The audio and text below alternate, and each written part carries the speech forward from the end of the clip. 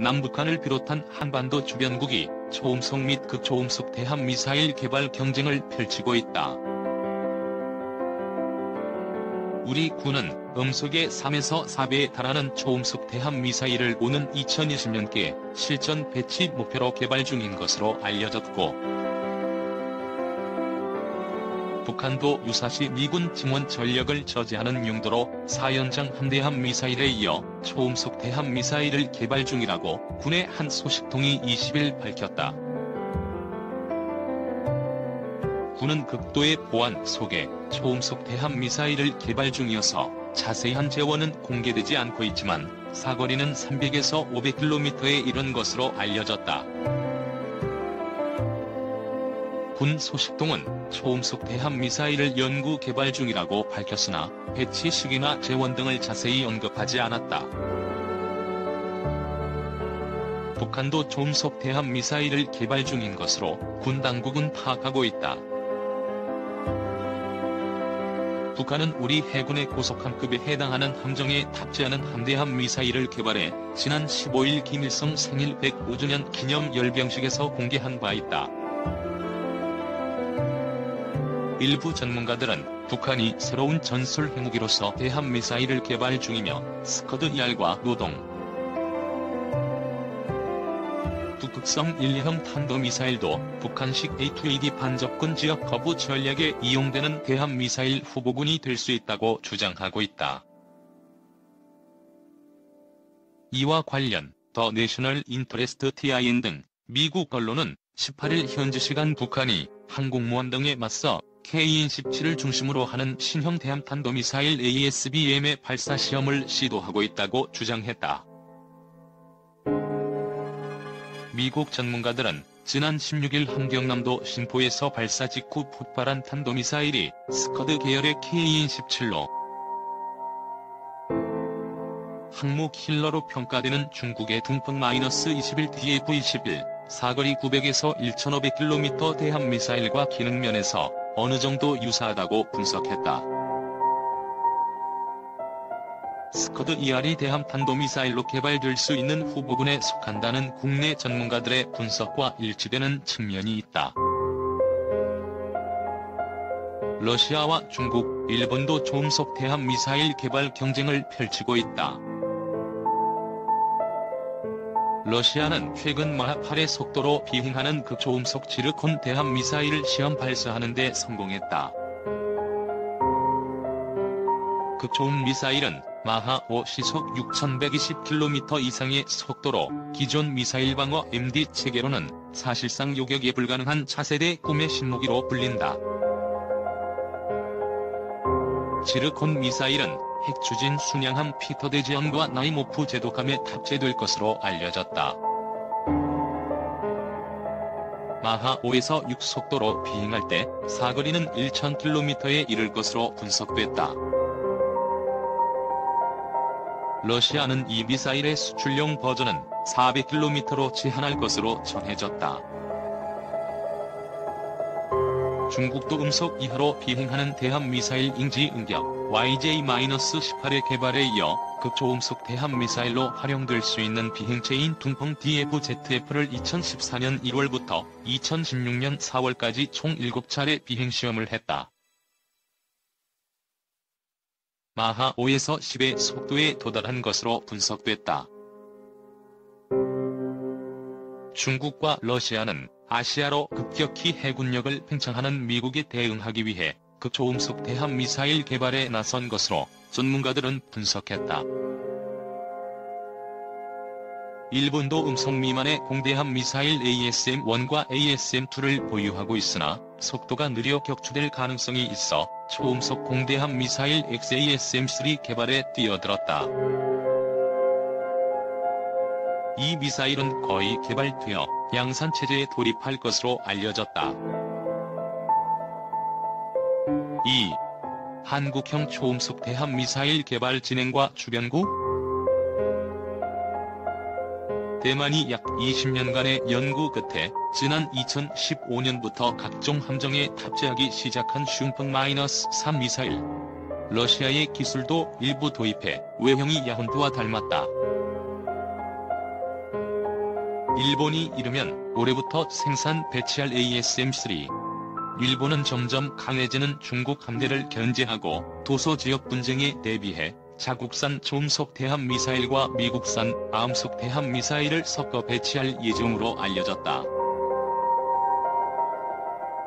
동아시아의 바다에서 초음속 대함미사일 경쟁의 경랑이 일고 있다. 기존 운용국가인 러시아와 중국, 대만에 이어 일본이 2018년 말부터 생산을 시작할 예정이다. 우리나라는 오는 2020년 배치가 목표다. 군사기술 선진국인 미국이나 유럽이 아직은 생산에 나서지 않은 상황이어서 동아시아는 세계에서 유일하게 초음속 대함미사일이 자웅을 겨루는 지역으로 변모할 것으로 전망된다. 물에 떨어진 잉크방울이 번지듯 초음속 대함미사일을 개발, 운용하는 나라가 늘어날 가능성도 높다. 1순위 후보는 베트남. 인도가 지난 2006년 개발한 브라모스 브레마스 미사일을 도입해 중국 견제용으로 배치할 계획이다.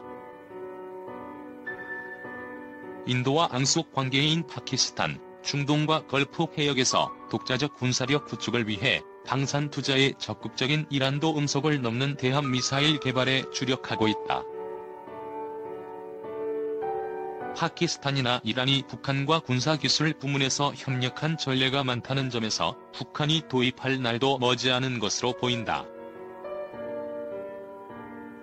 동아시아에서 점화한 초음속 대함미사일 개발과 배치 경쟁이 남중국해, 인도양, 페르시아해를 지나 다시금 극동으로 되돌아오는 모양새다. 관련 기술을 갖췄으되 개발을 미뤄온 미국과 유럽이 경쟁에 합류하는 것도 시간 문제일 뿐이다. 전 세계가 초음속 대함미사일 경쟁이라는 열전에 뛰어들고 있는 셈이다. 일본 ASM-3 양산 시작. 움직임이 가장 활발한 나라는 일본. 이르면 2018년 말부터 양산에 들어간다. 2003년 사업에 착수한 이래 무려 15년 만이다.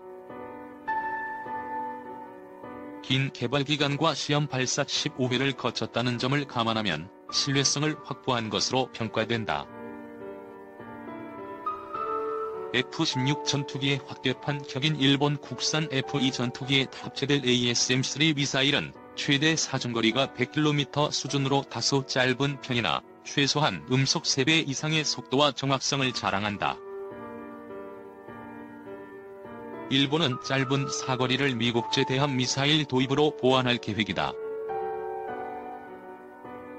암속, 음속 이하이지만 스텔스 기능과 1000km에 달하는 사거리, 고도의 전자전 대응 능력과 정확도, 파괴력을 지닌 미국의 최신 장거리 대함 미사일 LRASM, 롱레인지 안티십 미사일 도입이 예정돼 있다.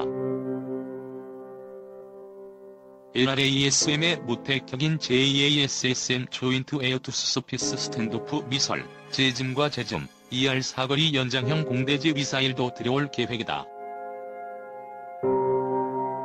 LRASM으로 일본의 도서에 접근하는 침공군의 함대를 원거리에서 공격하고 근거리까지 침입한 함대에는 국산 초음속 대함 미사일인 ASM-3로 요격하며 상륙할 경우에는 제즘과 제즘, ER로 경멸하겠다는 전략으로 해석된다.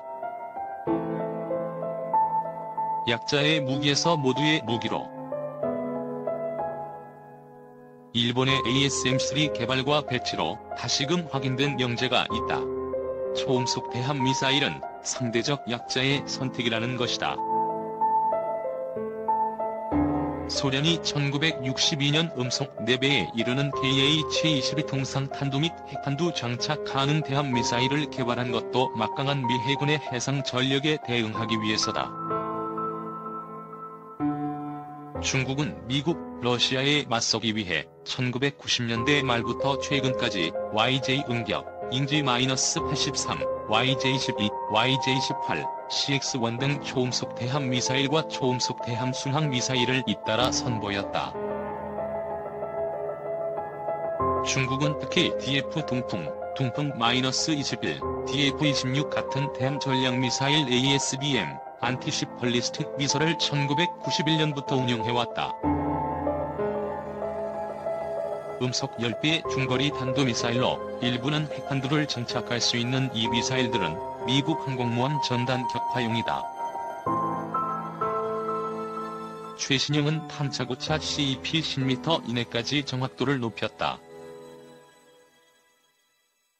해상 함대 전력으로는 미국과 맞설 수 없으니 극초음속과 핵폭탄급의 파괴력으로 전단 전체를 날려버리겠다는 발상이다.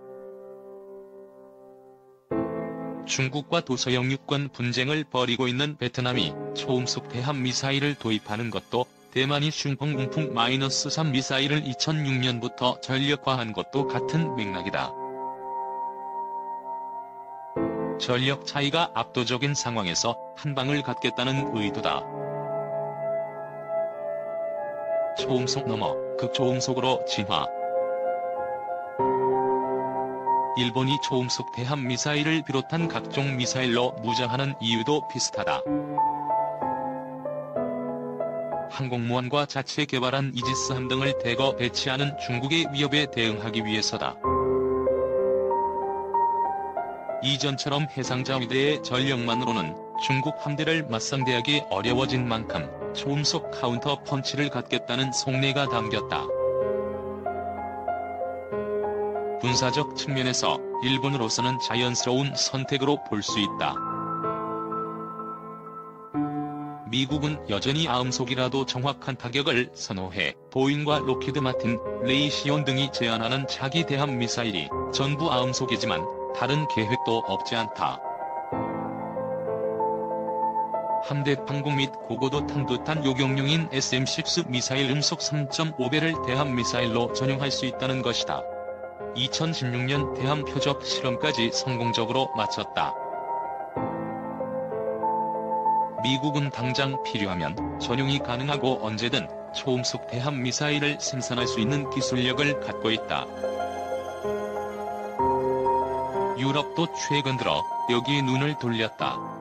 영국과 프랑스는 페르세우스 퍼시어스, 그리스 신화의 영웅라는 사거리 300km, 음속의 5배인 극초음속 대함 미사일을 공동 개발해 2030년까지 하푼 또는 엑소셀 대함 미사일을 교체할 계획이다.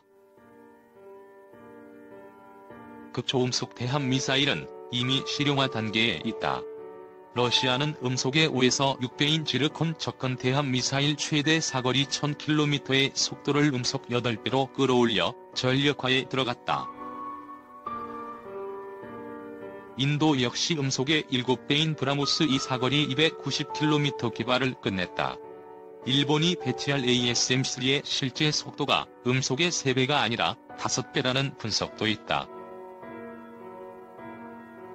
내일 소개 한국 초음속 대함 미사일. 우리도 개발을 거의 마친 상태다. 러시아 기술을 2000년에 받아들여 2015년께 사실상 개발이 완료됐지만 소형화 요구가 추가돼 2017년에 비로소 개발을 마친 것으로 알려졌다. 다만 구체적인 성능은 여전히 내일에 쌓여있다. 사거리 300km 이상, 속도는 음속 3배, 직경 533mm 정도라는 점이 알려졌을 뿐이다. 상대적으로 가볍고 작아 다양한 탑재 수단을 선택할 수 있는 게 장점으로 꼽힌다. 개발 과정에서 고급 기술을 다수 확보하는 덤도 얻었다. 종합적인 성능이 북한 상대용 이상으로 뛰어난 것으로 알려졌으나 문제는 신뢰성. 오랫동안 시험 발사를 실시해온 일본과 대조적이다.